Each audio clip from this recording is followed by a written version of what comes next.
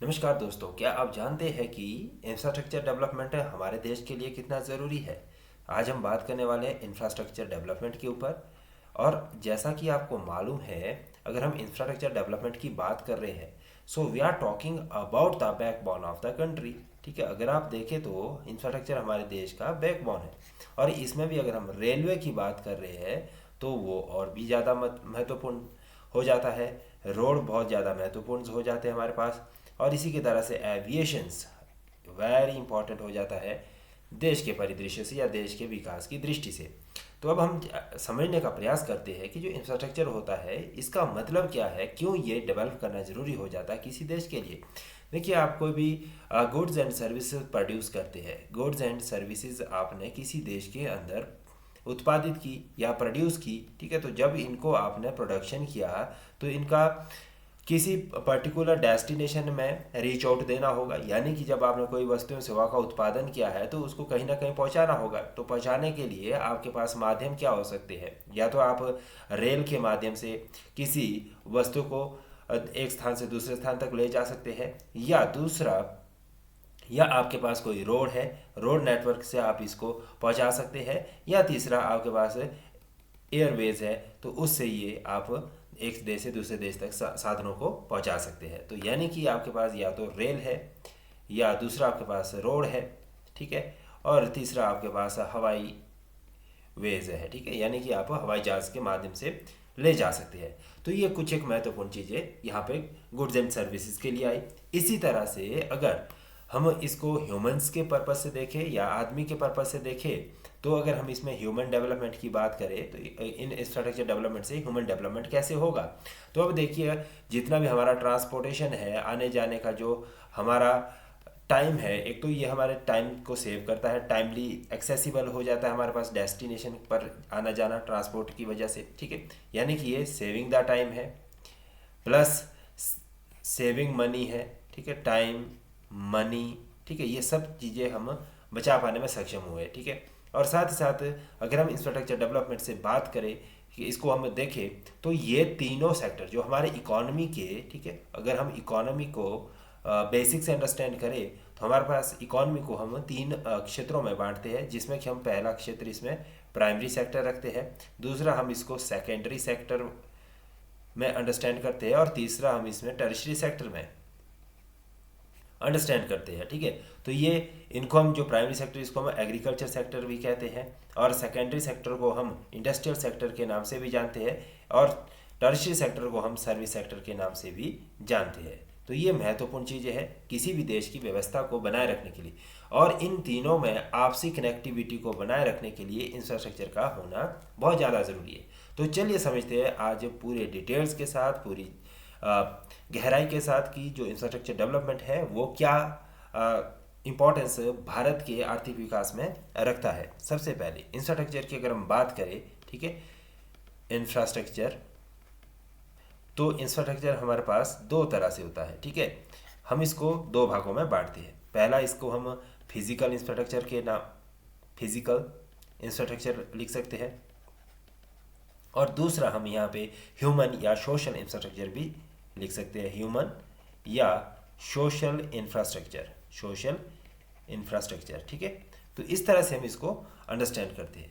जब हम बात करते हैं इसकी अंडरस्टैंडिंग की, तो हम इसमें थोड़ा सा डीप जाएंगे और हम देखेंगे कि जो अभी तक का नेशनल इंफ्रास्ट्रक्चर पाइपलाइन है वो भारत में कितना बिछ चुका है और कितना उसको और ज़्यादा बढ़ाने की ज़रूरत है। अगर हम इसमें बात करें तो इंफ्रास्ट्रक्चर के डेवलपमेंट में सबसे महत्वपूर्ण जो पार्ट प्ले कर रहा है हमारा, दैट इज़ रेलवे। पहले पॉइंट पे हमारे पास क्या है, दैट इज़ रेलवेज, ठीक है। अब इसको रेलवेज को हम थोड़ा सा गहराई से जानने का प्रयास करते हैं। रेलवेज इज़ वेरी की and very important part playing in the Indian economy. So it is promoting the, what is it is promoting the feeling of, promoting the feeling of nationalism,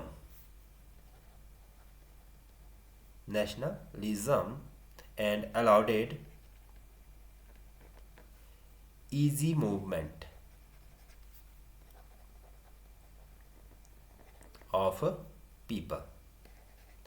ये हमने यहाँ पे समझा, यानी कि कहने का तात्पर्य क्या हुआ कि जब हम इसमें रेलवे की बात कर रहे हैं तो रेलवे में हम सीधे सीधे तौर से सबसे इम्पॉर्टेंट चीज़ है कि जब हम एक देश के एक कोने से दूसरे कोने में ट्रांसपोर्ट करते हैं या हम एक देश से दूसरे देश की तरफ ट्रैवल करते हैं, ठीक है, एक देश के एक कोने से दूसरे कोने की तरफ हम ट्रैवल करते हैं थ्रू द रेलवेज, तो हम वेरियस स्टेट से जब गुजरते हैं तो वहाँ पर हम डिफरेंट डिफरेंट कल्चर से रूबरू होते हैं, डिफरेंट डिफरेंट टाइप्स ऑफ लोगों से हमारा मिलना होता है, तो उससे हम कहीं ना कहीं अपने नेशनलिज्म यानी कि राष्ट्रवाद की फीलिंग को इनकलकेट करते हैं, जनरेट करते हैं, और साथ ही इसकी वजह से लोगों का जो एक स्थान से दूसरे स्थान तक पहुंचना वो भी काफ़ी ज़्यादा आसान हो चुका है, ठीक है।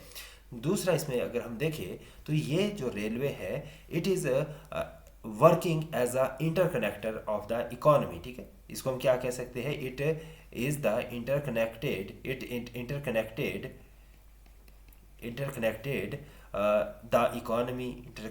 the economy, ये वेरी इंपॉर्टेंट है, ठीक है। और इसको हम क्या क्या कहते हैं, देश का लाइफ लाइन भी कहते हैं, ठीक है। इसको हम देश का लाइफ लाइन के तौर पे भी अंडरस्टैंड करते हैं। और साथ ही साथ अगर हम इसमें इसकी बात तीसरे पॉइंट की बात करें तो तीसरा सबसे महत्वपूर्ण पॉइंट है, इट इज़ वेरी चीफ, ठीक है। अगर आप इसमें ट्रैवल करते हैं तो आपको इसमें कॉस्टिंग, जो ट्रैवलिंग की कॉस्टिंग पड़ती है वो उतनी ज़्यादा नहीं पड़ती जितनी हमारे अदर ट्रांसपोर्टेशन में, जैसे बसेस में या आपका एविएशंस है या दूसरे अन्य साधन है, तो उसमें काफ़ी ज़्यादा महंगा रहता है। लेकिन रेलवे हमारे पास ट्रैवलिंग के पर्पज़ से काफ़ी सस्ता है, चीप एंड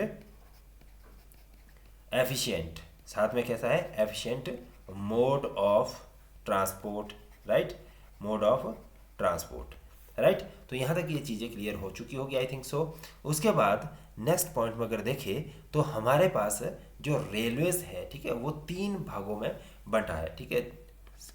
जो इसका टाइप्स में अगर देखेंगे तो इसके जो अकॉर्डिंग टू द डेवलपमेंट, ठीक है, तो हम इसको 3 फेजेस में अंडरस्टैंड कर सकते हैं। इसमें सबसे पहला था ब्रॉड गेज, सबसे पहला कौन सा है, ब्रॉड गेज, और दूसरे नंबर पे आता है हमारे पास मीडियम गेज,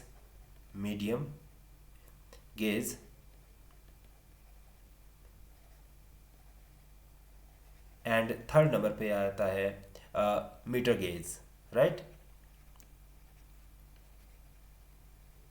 तो ये हमारे पास इस तरह से हम इसको अंडरस्टैंड करें, मतलब कि ये टाइप्स है कि जो हमारा रेलवे बिजता है, रेल लाइन है, वो 3 तरह से बनती है, डेवलपमेंट इसका होता है, right.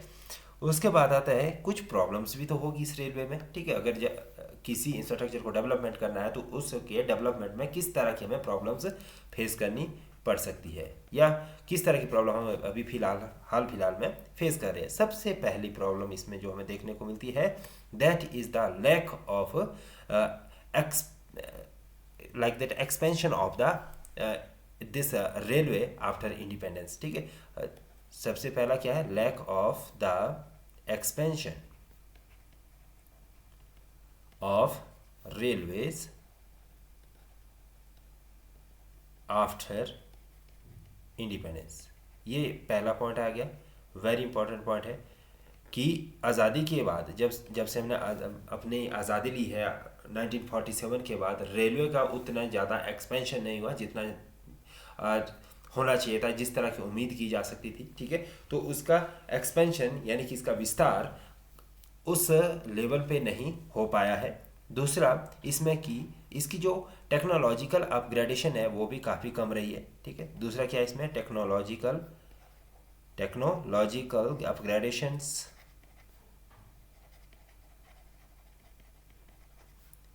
Rest in the low, ठीक है, एंड लो, तीसरा point low hygiene,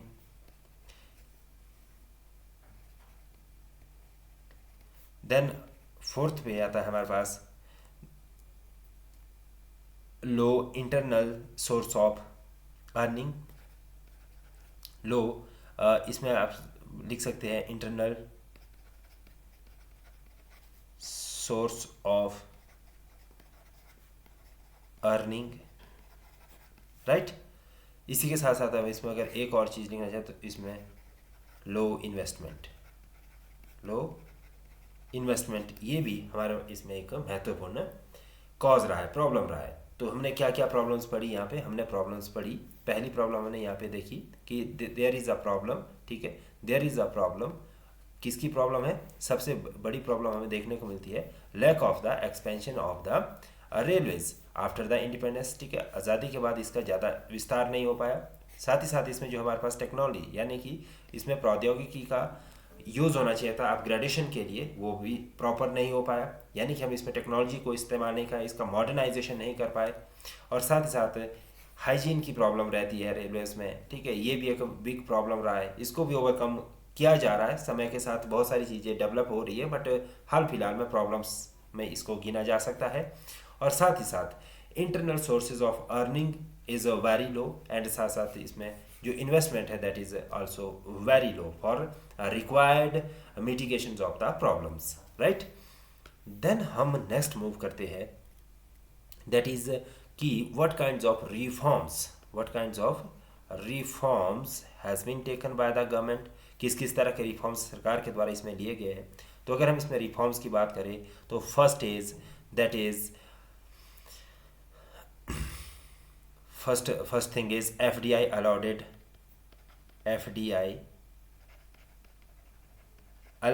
by government, ठीक है, भारत सरकार के द्वारा फॉरेन डायरेक्ट इन्वेस्टमेंट रेलवे में अलाउ कर दिया गया है, ठीक है। अब यहाँ पे भी डायरेक्ट इन्वेस्टमेंट किया जा सकता है।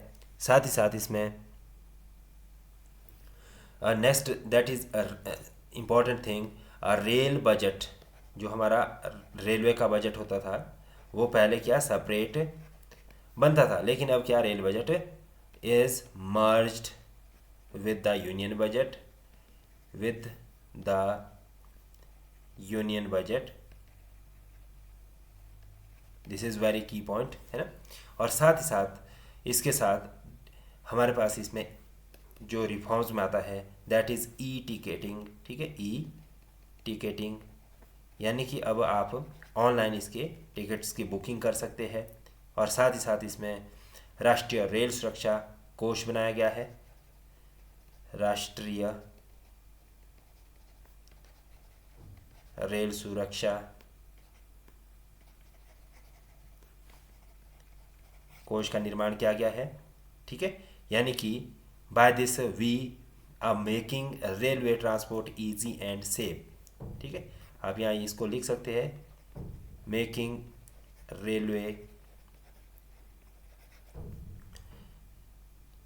Railways transport easy and safe, right. तो ये कुछ है कि इसके रिफॉर्म्स मेजरमेंट्स है। इसके साथ कुछ और लिख सकते हैं आप इसमें कि इलेक्ट्रिफिकेशन किया गया है गवर्नमेंट के द्वारा, इलेक्ट्रिफिकेशन के ऊपर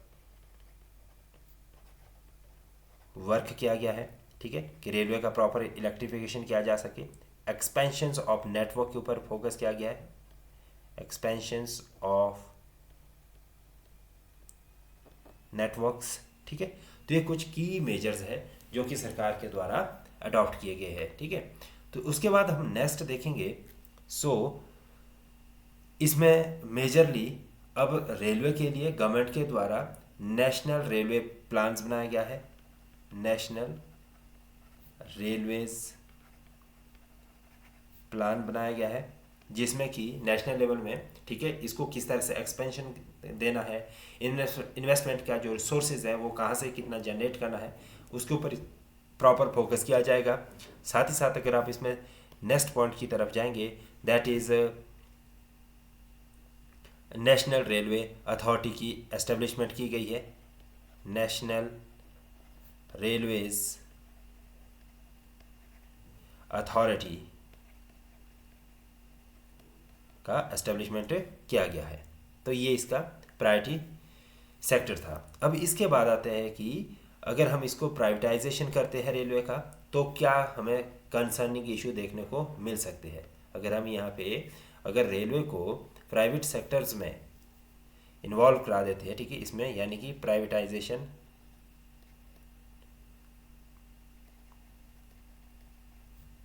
ऑफ रेलवेज,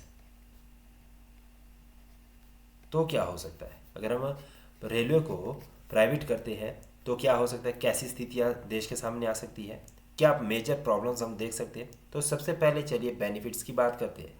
किसकी बात करते हैं, बेनिफिट्स की, कि अगर हम इसको प्राइवेट करते हैं तो इसमें हमें मुख्य तौर से बेनिफिट क्या क्या मिल सकते हैं। तो अगर हम बेनिफिट्स की बात करें तो अगर हमें प्राइवेट हाथों में देते हैं तो इससे हमारे पास क्या है, सबसे पहले इंक्रीज इन द इन्वेस्टमेंट, कि सीधे तौर से रेलवे में इन्वेस्टमेंट की जो क्षमता है वो बढ़ जाएगी, ठीक है, क्योंकि प्राइवेट एंटरप्रेन्योर आएंगे और उसमें इन्वेस्टमेंट करेंगे। और दूसरा इसमें it will increase the project efficiency, नए नए प्रोजेक्ट इसमें इनिशिएट किए जा सकते हैं, तो so it increase the project efficiency, ये एक की कंसर्निंग पॉइंट रहेगा। फिर तीसरा इसमें अगर हम पॉइंट देखें, that is improved service quality, जो इसकी सर्विस की क्वालिटी होगी वो दैट कैन बी इम्प्रूव्ड, ठीक है, इम्प्रूव्ड सर्विस क्वालिटी, ठीक है। उसके बाद हम इसमें नेक्स्ट मेजर पॉइंट देखेंगे, दैट विल इंक्रीज, ठीक है, या इनिशिएट न्यू टेक्नोलॉजी, ठीक है, इंक्रीज्ड, इसमें आप एक चलिए यहाँ पे इंक्रीज्ड कॉम्पिटेटिवनेस लिख लीजिए, कॉम्पिटेटिवनेस, ठीक है, ये भी देखने को मिलेगा। और साथ ही साथ हम इसमें न्यू टेक्नोलॉजी का यूज़ देखने को मिल सकता है हमें, ठीक है, इससे बेनिफिट्स हो गए, ठीक है। ज़्यादा इसमें हम क्या कर सकते हैं, इंक्रीज्ड R&D, यानी कि रिसर्च एंड डेवलपमेंट के ऊपर ज़्यादा इन्वेस्टमेंट प्राइवेट प्लेयर्स कर सकते हैं। तो ये इसके कुछ महत्वपूर्ण की बेनिफिट हो सकते हैं अगर हम रेलवे को प्राइवेट करते हैं, ठीक है। बट इस प्राइवेटाइजेशन के बदले हमें किन महत्वपूर्ण प्रॉब्लम्स को फेस करना पड़ सकता है, what kinds of problem will we face after the privatization of the railway, ठीक है। तो अगर हम इसमें देखें तो प्रॉब्लम्स में हमारे पास आ सकते हैं कि फेयर विल इंक्रीज, यानी कि जो किराया होगा उसमें हमें बढ़ोतरी देखने को मिलेगी, डेफिनेटली मिलेगी, क्योंकि जो प्राइवेट एंटरप्रेन्योर है वो प्रॉफिट पर्पज से ही इस सेक्टर में काम करेगा। दूसरा इसमें हमें जो दूसरी प्रॉब्लम देखने को मिल सकती है, that is avoidances of the long term projected, ठीक है, यानी कि इसमें ज़्यादा लंबे समय के जो प्रोजेक्ट है उसको इग्नोरेंस में देखा जा सकता है, ठीक है, या रखा जा सकता है। अवॉइडेंसेज ऑफ लॉन्ग टर्म प्रोजेक्ट्स, ये की कंसर्निंग इश्यूज है, ठीक है। अगर प्राइवेटाइजेशन होता है उसके साथ साथ इसमें ज़्यादातर हमें क्या चीज़ें देखने को मिल सकती है, शॉर्ट टर्म्स इन्वेस्टमेंट, ठीक है, लंबे समय के लिए इन्वेस्टमेंट इसमें नहीं हो सकता। ये इश्यूज बन सकते हैं कि इसमें शॉर्ट टर्म के लिए ही इन्वेस्टमेंट हो, this is a problems and it may affect the mobility of the poor people, ठीक है, क्या कर सकता है ये, affect the mobility of poor people, ठीक है, यानी कि जो गरीब वर्ग है समाज का, ठीक है, उसके आने जाने के लिए ये कॉस्टली हो सकता है, क्योंकि प्राइवेट सेक्टर में कहीं ना कहीं प्रॉफिट जनरेटिंग एक माइंडसेट रहता है, तो इसलिए वो फेयर को इंक्रीज करेंगे, फेयर इंक्रीज करेंगे तो गरीब लोगों के ऊपर इसका सीधा सीधा असर देखने को मिल सकता है, राइट। तो ये कुछ एक महत्वपूर्ण चीज़ें यहाँ पे हमने देखी। उसके बाद हमारे पास क्या आता है, उसके बाद आता है हमारे पास नेक्स्ट, दैट इज द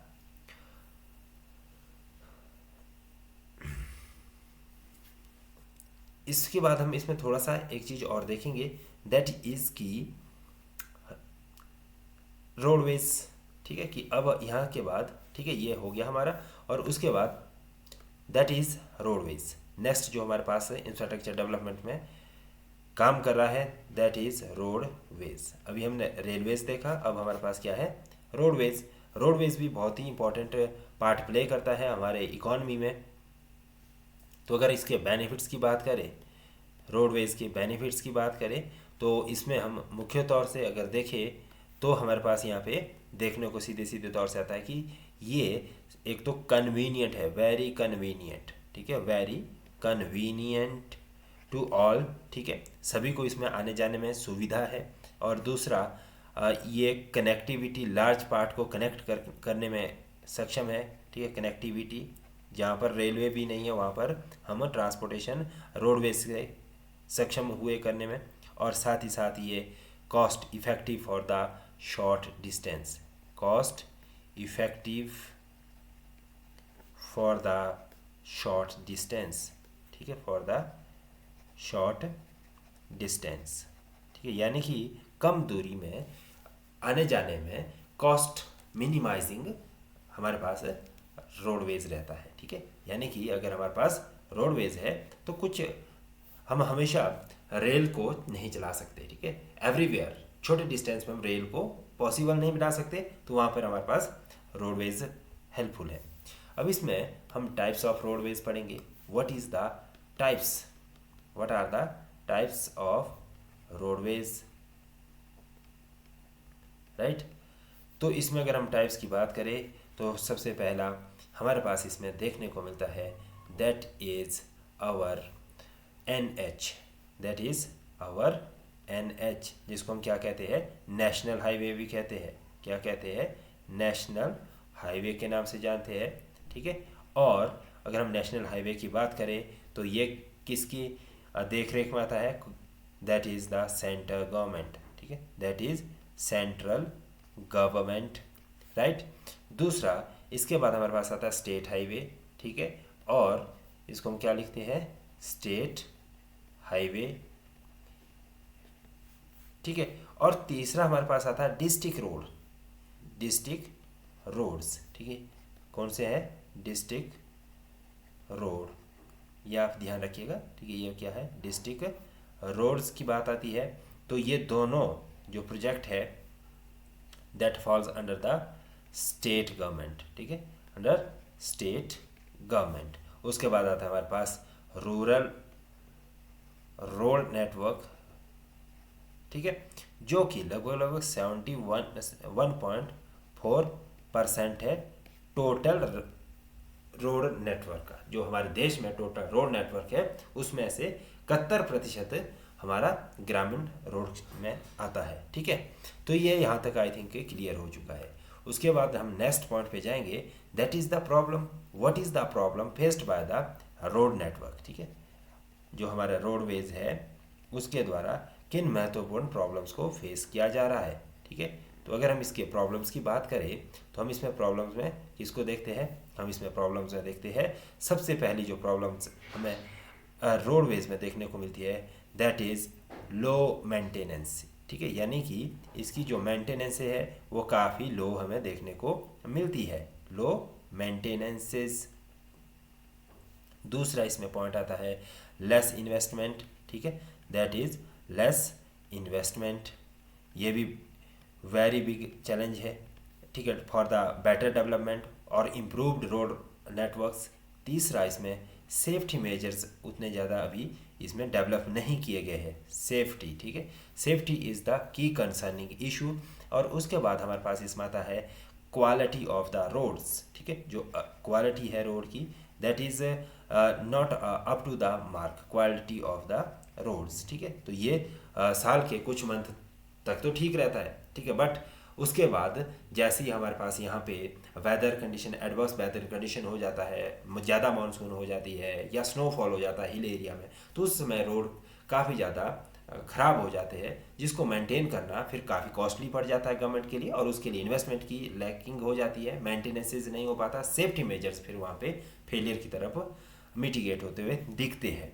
उसके बाद जो नेक्स्ट पॉइंट आता है that is delay in construction, ठीक है, इसमें क्या होता है, जो इसके कंस्ट्रक्शन में काफ़ी ज़्यादा डिले हमें देखने को मिलता है, यानी कि इसके बनाने में समय काफ़ी ज़्यादा यूज़ हो जाता है। और उसके बाद इसकी हाई कॉस्ट ऑफ कंस्ट्रक्शन आती है, ठीक है, क्यों ये डिले आता है, high cost of construction, cost of construction, right, high cost of construction हमें यहाँ पे देखने को मिलता है। उसके बाद इसमें हमें जो नेक्स्ट इम्पॉर्टेंट पॉइंट देखने को मिलता है that is there are so much of corruptions, ठीक है, इसमें करप्शंस की वजह से भी कई प्रोजेक्ट हमारे डिले हो जाते हैं।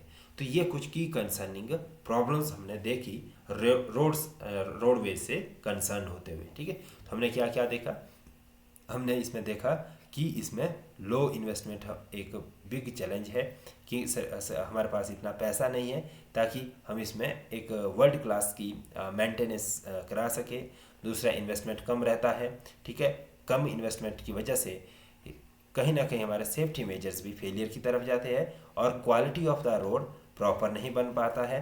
और इसी के साथ साथ इसमें हमें डिले इन कंस्ट्रक्शन भी देखने को मिलता है और साथ ही साथ हाई कॉस्ट ऑफ कंस्ट्रक्शन, ये एक बड़ा चैलेंज है, ठीक है। और साथ ही साथ corruption is also a kind of challenges for improving the road network in India.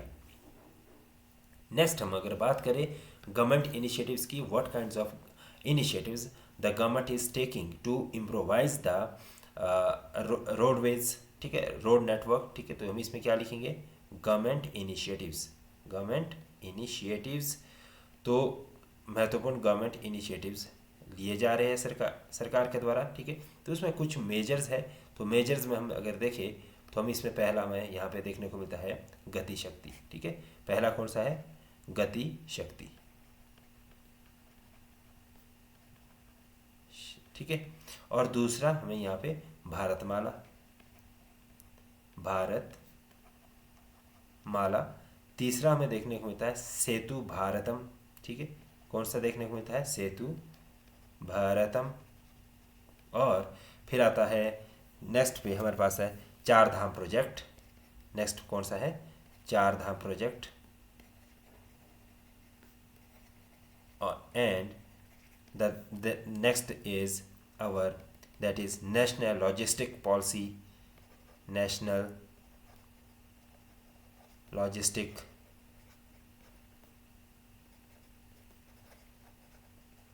policy और green highways, green highways.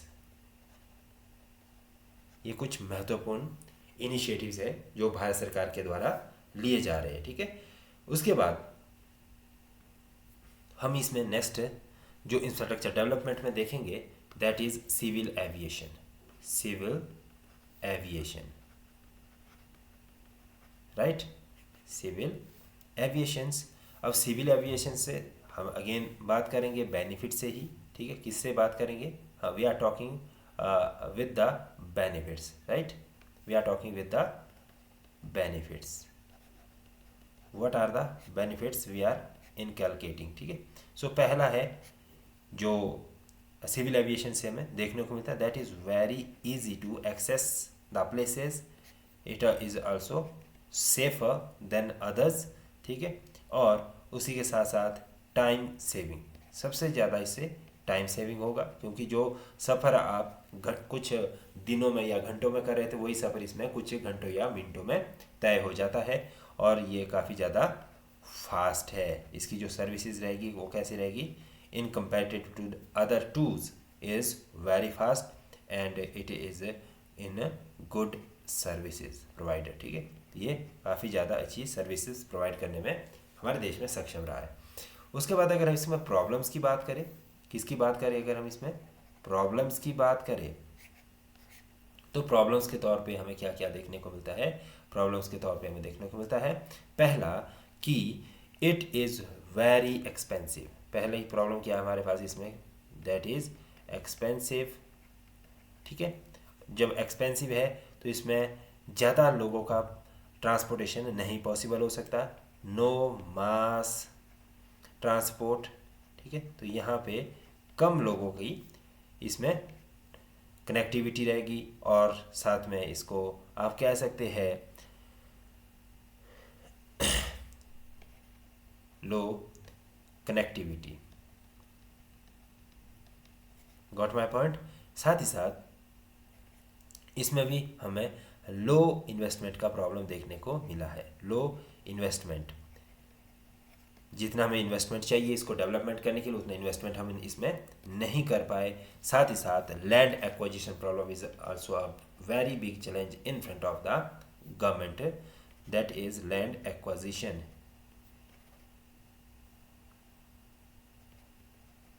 Problem we are facing, and then there is lack of specialized skill, there is lack of required जो skills चाहिए, lack of specialised skill,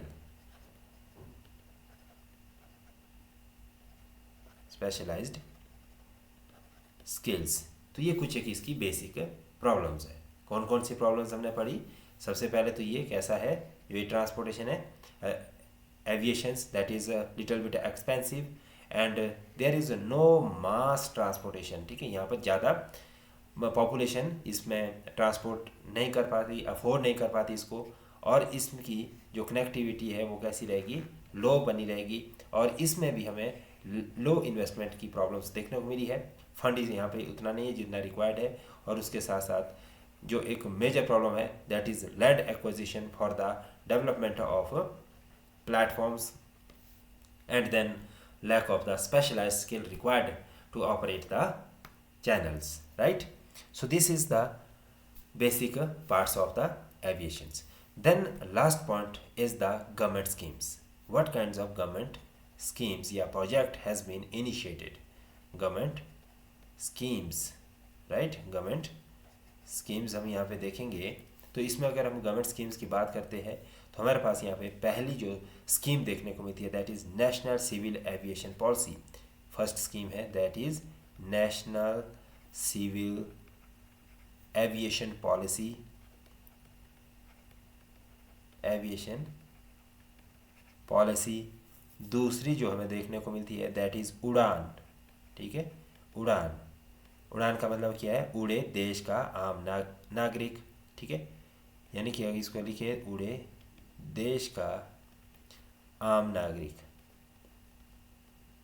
ठीक है, तो आप इस तरह से इसको लिख सकते हैं, उड़े देश का आम नागरिक। और उसके बाद next is the scheme launched by the government that is privatisation of the airport. ठीक है, अब जो एयरपोर्ट है उसका प्राइवेटाइजेशन किया जा रहा है, प्राइवेटाइजेशन। ठीक है, तो ये इनिशिएट है गवर्नमेंट्स के द्वारा, various kinds of initiatives has been adopted for the development of the aviations in India. So Krishi Udan योजना, द लास्ट वन इज कृषि उड़ान योजना, ये भी हमें महत्वपूर्ण रूप से देखने को मिलती है।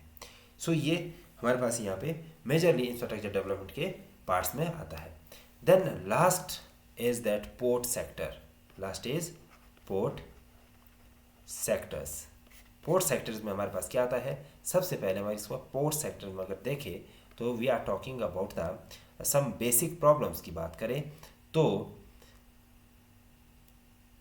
इसमें आता है हमारे पास lack of multi model, lack of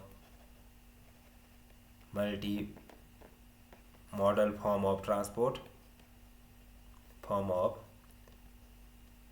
transport, and then large turn around time. ठीक है, इसमें दूसरा लार्ज टर्न अराउंड टाइम। ठीक है, तीसरा इसमें हमें जो प्रॉब्लम देखने को मिली that is very time taking procedure, it is time consuming. ठीक है, ये उतना ज़्यादा कन्वीनियंट नहीं है, so it is like that time consuming. ठीक है, टाइम टेकिंग प्रोसीजर। और इसी में हम और चीज़ देखते हैं that is capacity to handle cargo is very less, capacity to handle cargo is very less.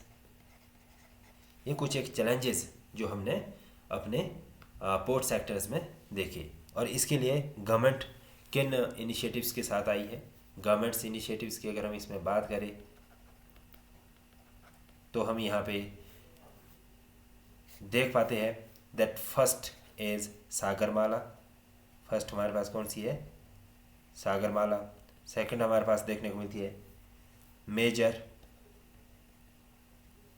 Ports authority bill, ports authority bill, and then third is national logistic policy, national logistic policy. तो ये महत्वपूर्ण चीज़ें हमने यहाँ पे देखी। तो अब आज का जो हमारा टॉपिक है वो यहीं पे ख़त्म होता है। तो अगर आपको इससे कुछ जानकारी मिली है तो definitely you must have to share this video with your friends. और अगर आप इसका PDF चाहते हैं तो आपको हमारे टेलीग्राम चैनल HPGK 2024 पर जाना चाहिए विदाउट स्पेसिंग, तो वहाँ पे आपको ये PDF मिल जाएगा। Thank you to watch this video.